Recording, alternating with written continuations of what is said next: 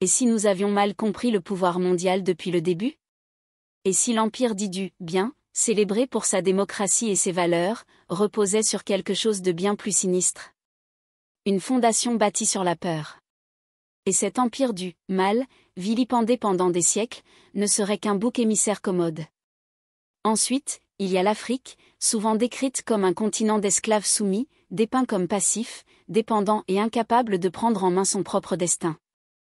Mais que se passe-t-il si ce récit n'est pas simplement trompeur?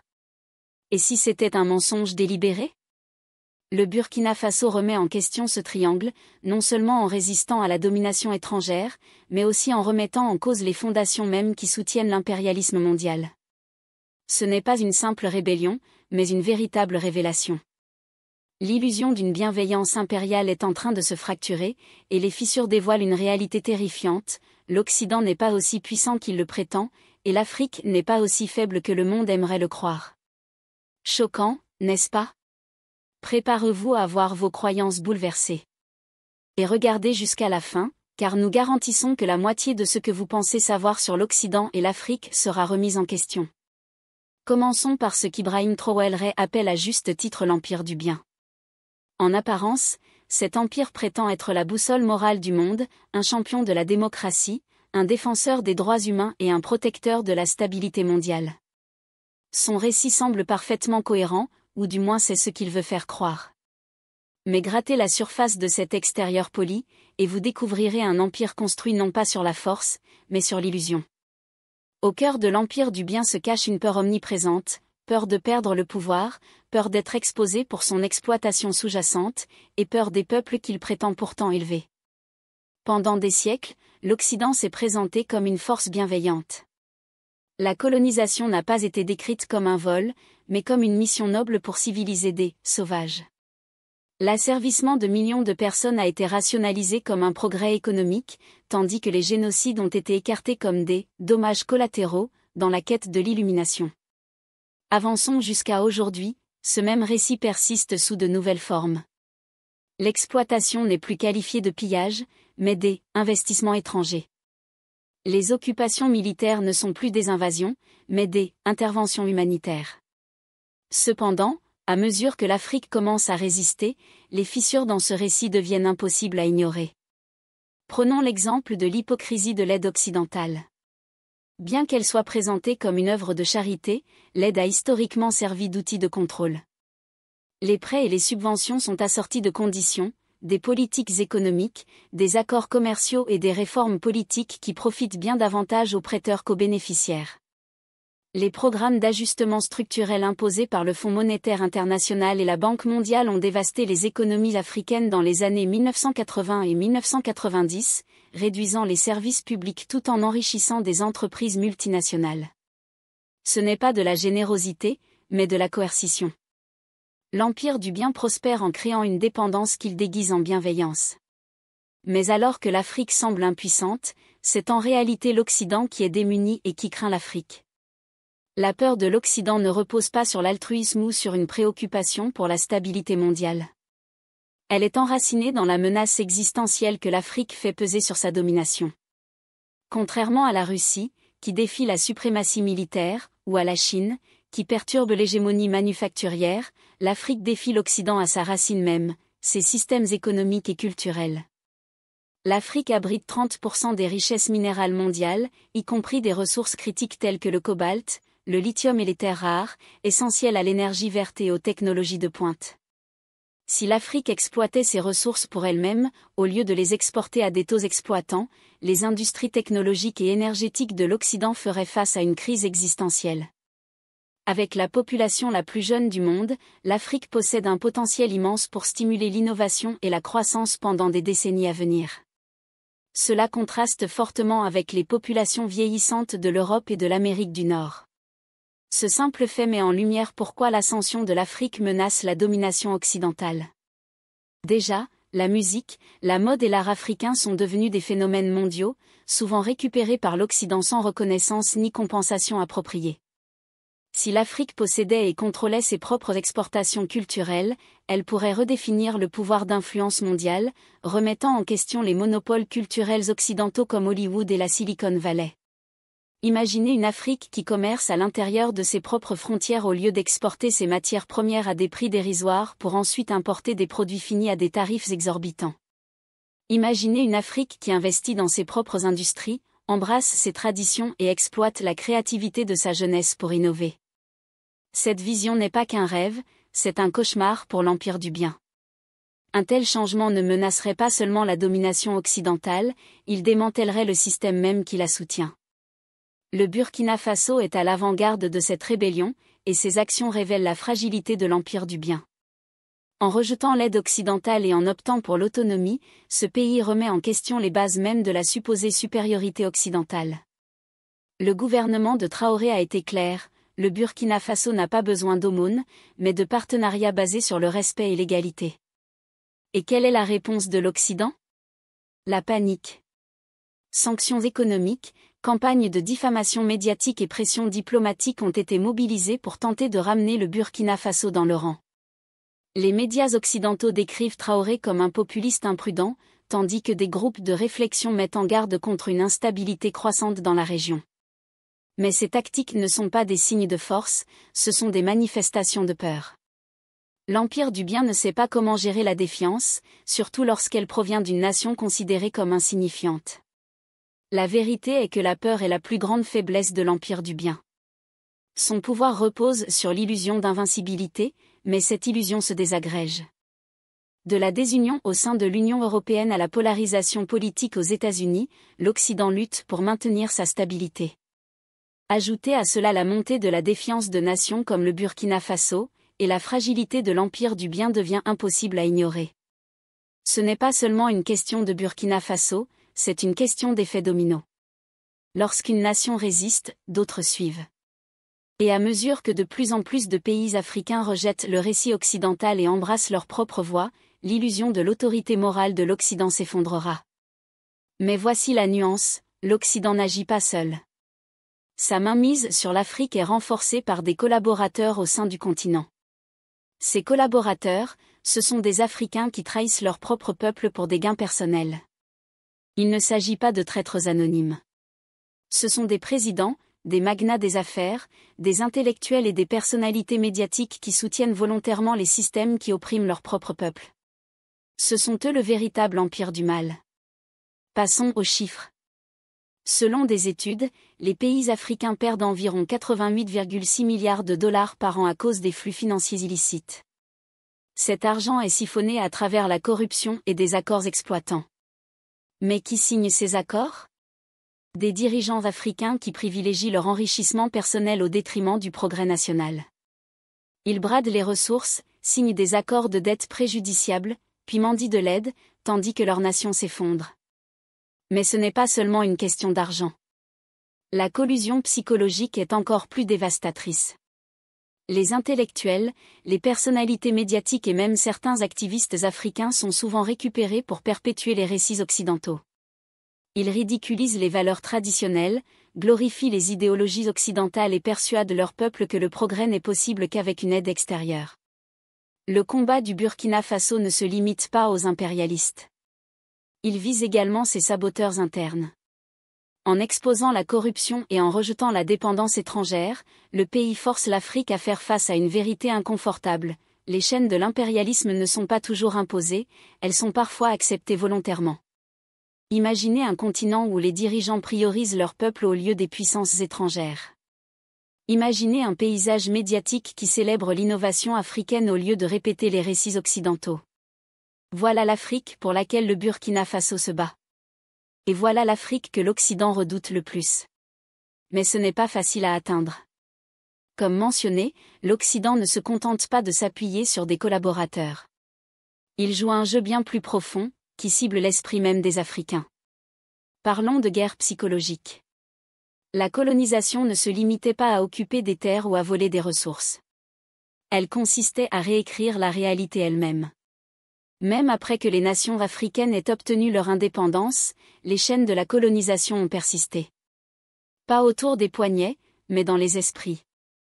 La guerre psychologique reste l'arme la plus durable de l'Occident, façonnant les perceptions et dictant les récits de manière si subtile que son influence passe souvent inaperçue.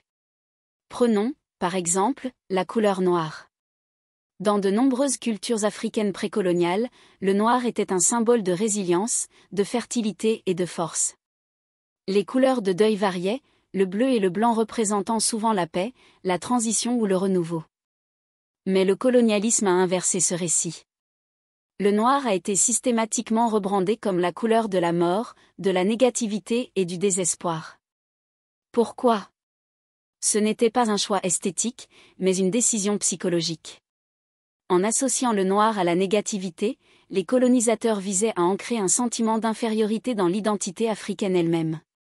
Cette attaque symbolique ne visait pas seulement la couleur, mais aussi les personnes qui la portaient naturellement, incitant les Africains à intérioriser des sentiments d'inadéquation basés sur leur propre apparence.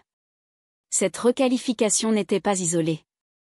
Considérez combien de religions modernes et de normes culturelles occidentales utilisent le noir pour signifier le deuil, la déviance ou le danger, tandis que le blanc représente la pureté et l'espoir.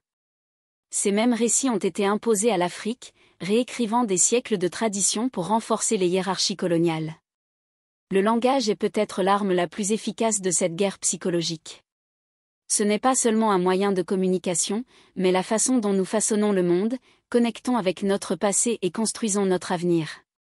Les colonisateurs ont bien compris cela et ont systématiquement attaqué le patrimoine linguistique de l'Afrique. Lorsque des noms indigènes comme Kinta-Kint étaient remplacés par Toby, ce n'était pas une simple question de commodité. C'était une tentative délibérée d'effacer les lignées, le patrimoine et l'histoire. Un nom n'est pas seulement une étiquette, c'est une déclaration d'identité. En dépouillant les Africains de leurs noms, les colonisateurs ont coupé les liens avec leurs ancêtres, créant des générations de personnes déconnectées de leurs racines. Cela ne s'arrêtait pas aux noms personnels. Des langues entières ont été supprimées ou remplacées par des langues coloniales comme l'anglais, le français ou le portugais. Ce colonialisme linguistique n'a pas seulement effacé des vocabulaires. Il a réécrit des histoires, remplaçant les visions du monde africaines par des visions eurocentriques. Comment pouvez-vous articuler votre liberté quand la langue qu'on vous impose manque des mots pour l'exprimer ? Le Burkina Faso reconnaît l'importance de réapproprier cette identité linguistique. En mettant en avant les langues locales et les expressions culturelles, le pays résiste aux vestiges psychologiques du colonialisme et reconnecte sa population à son patrimoine. Mais les enjeux ne s'arrêtent pas là. Même la notion de temps n'a pas été épargnée. Les sociétés africaines précoloniales fonctionnaient selon un temps cyclique, en harmonie avec les rythmes naturels de la terre, des saisons et des communautés. Cette approche favorisait l'harmonie avec l'environnement et privilégiait le bien-être collectif plutôt que la productivité rigide. L'introduction du calendrier grégorien et des fuseaux horaires occidentaux a perturbé cet équilibre. L'Afrique a été contrainte d'adopter un temps industriel linéaire, alignant ses rythmes sur ceux du monde occidental. Cela n'était pas qu'une question de synchronisation, mais de dépendance. En forçant les économies africaines à fonctionner selon des horaires occidentaux, les colonisateurs ont assuré un désalignement perpétuel, rendant presque impossible pour les sociétés africaines de prospérer selon leurs propres termes. Prenez l'exemple de l'imposition des fuseaux horaires. Les nations africaines ont été assignées à des divisions artificielles pour convenir aux besoins européens. Ces frontières arbitraires n'ont pas seulement divisé le continent géographiquement, elles ont perturbé les systèmes traditionnels de gouvernance, de commerce et d'agriculture. Ainsi, la résistance du Burkina Faso n'est pas seulement politique, elle est aussi culturelle et psychologique.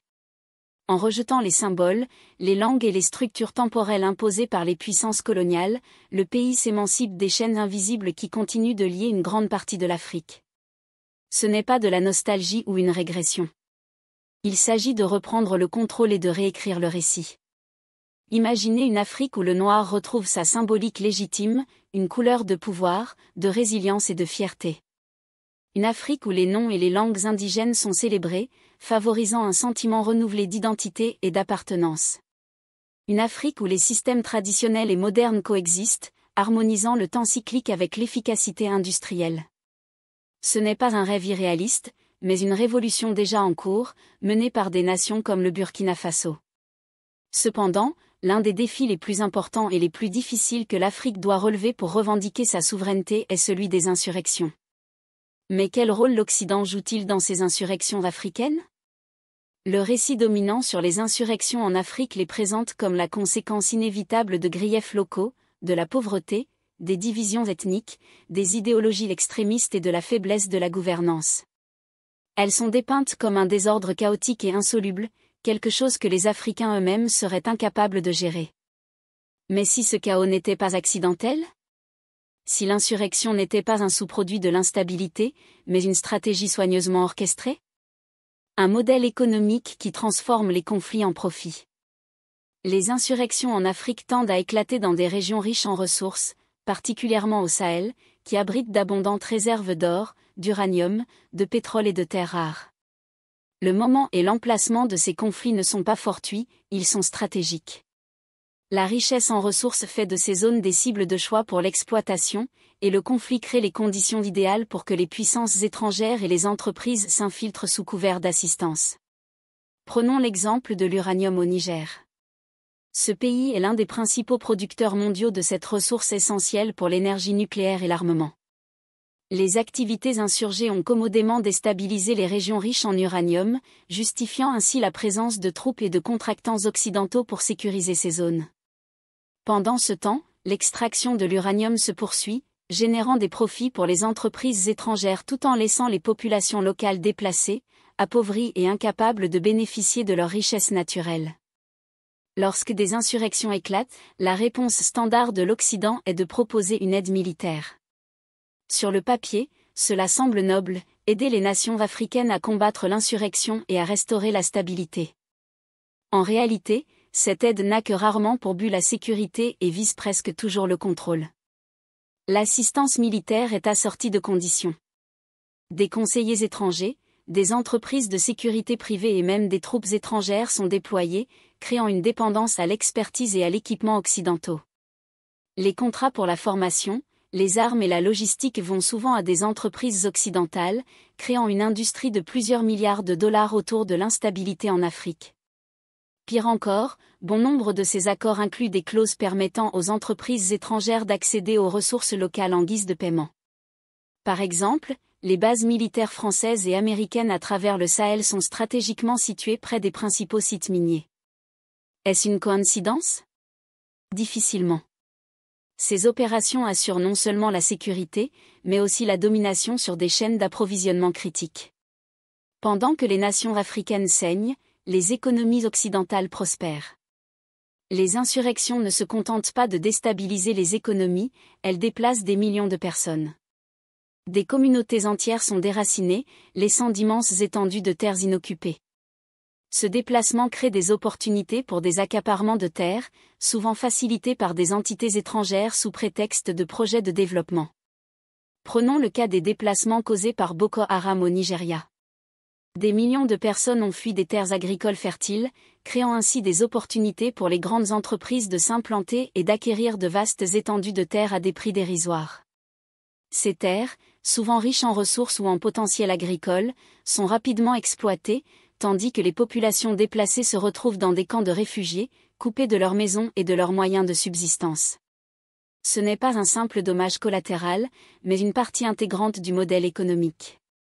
En créant de l'instabilité, les insurrections servent de couverture à l'extraction des ressources et à l'acquisition des terres, garantissant que la richesse s'écoule vers l'extérieur tandis que les Africains subissent les conséquences. La question la plus accablante est la suivante: qui arme ces insurgés ? À maintes reprises, des enquêtes ont révélé que les armes utilisées par les groupes extrémistes en Afrique proviennent des fournisseurs occidentaux. Que ce soit par des ventes directes, des transferts via des tiers ou des circuits du marché noir, les origines de ces armes pointent vers les mêmes acteurs qui prétendent combattre les insurrections. En 2011, l'intervention de l'OTAN en Libye a inondé la région d'armes, dont beaucoup ont fini entre les mains de ces groupes. De même, les armes destinées aux forces gouvernementales africaines trouvent souvent leur chemin vers les groupes insurgés, que ce soit par corruption ou par sabotage délibéré. Est-ce de l'incompétence ou quelque chose de plus sinistre ? Le complexe militaro-industriel occidental profite énormément des deux côtés de ces conflits, approvisionnant à la fois les gouvernements et les insurgés. Il ne s'agit pas de résoudre les insurrections, mais de les perpétuer pour maintenir le contrôle sur la richesse de l'Afrique. Le Burkina Faso ne tombe pas dans ce piège. Sous la direction d'Ibrahim Traoré, le pays adopte une position audacieuse en rejetant l'aide militaire étrangère et en investissant dans des solutions locales. En renforçant ses forces de défense et en mobilisant des volontaires civils, le Burkina Faso rompt le cycle de dépendance qui soutient le modèle économique des insurrections. Le gouvernement de Traoré ne se contente pas de traiter les symptômes des insurrections, il s'attaque à leurs causes profondes. En mettant l'accent sur la gouvernance locale, l'engagement communautaire et la gestion des ressources, le Burkina Faso prouve que les problèmes africains nécessitent des solutions africaines. Et cela terrifie l'Occident, car cela menace de dévoiler tout le système pour ce qu'il est réellement. Que se passerait-il si d'autres nations africaines suivaient l'exemple du Burkina Faso ? Imaginez un continent où les insurrections sont affrontées par une résistance locale au lieu d'ingérence étrangère. Un continent où les populations déplacées retournent chez elles, récupèrent leurs terres et reconstruisent leur communauté. Un continent où les ressources sont gérées au profit de ces peuples, et non des puissances étrangères. L'effondrement de ce modèle économique serait catastrophique pour l'Occident. Son complexe militaro-industriel, dépendant de conflits perpétuels, perdrait l'un de ses marchés les plus lucratifs. Ces entreprises, habituées à exploiter l'instabilité africaine, seraient forcées de négocier sur un pied d'égalité ou de partir définitivement. Et à mesure que de plus en plus de nations africaines prennent conscience de cette réalité, une question émerge: que se passe-t-il lorsque le chaos prend fin ? La réponse est à la fois libératrice pour l'Afrique et déstabilisante pour l'Occident. Le modèle économique s'effondre, emportant avec lui l'illusion de la bienveillance occidentale. Pensez-vous que Traoré a raison lorsqu'il affirme que la domination occidentale n'est qu'une illusion ?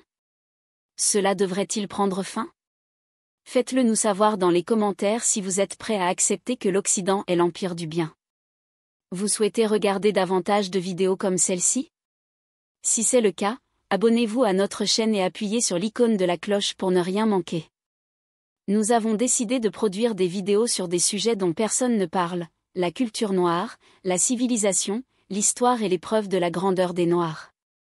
Merci d'avoir regardé, et jusqu'à la prochaine vidéo, restez connectés.